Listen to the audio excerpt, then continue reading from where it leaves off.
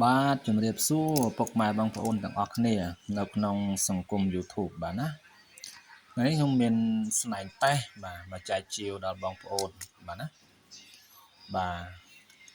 យកធ្វើថ្នាំឬយកឆ្លាក់យកទៅតាំងធ្វើក្បាលធ្វើអីទៅបាទកម្ពស់យើងម៉ែត្រនេះគឺមានបាទមកតាក់កន្លះឬកម្ពស់ដល់15ណា16អញ្ចឹងកម្ពស់ស្នែងនេះបានទៅដល់16 17បាទខ្ពស់មកតាក់កន្លះឬមកតាក់7ហ៊ុនហ្នឹងទៅបាទមាន2គូណា2គូគឺ4ស្នែងបាទរបស់សុទ្ធរបស់ស៊ីនណារបស់នេះរបស់តៃសាបាទ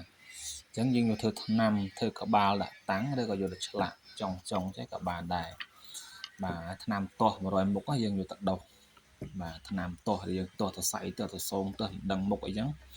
បាទឬក៏យើងធ្វើរោគថ្លាថ្នាំថ្លើមថ្នាំអីកិនទៅសូនទៅឬក៏ស្ងោរទឹកផឹកអីចឹងបាទតាមអស់លោកណាដែលបាទជាវនៅស្នែងតេស្តដើម្បីយកធ្វើថ្នាំ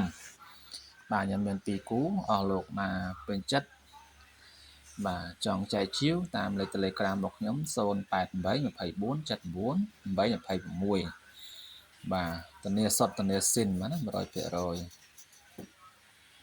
បាទខ្ញុំមិនមកសម្អាតទេគឺនៅមិននៅអញ្ចឹងអីបាទសូមអរគុណសូមជម្រាបលា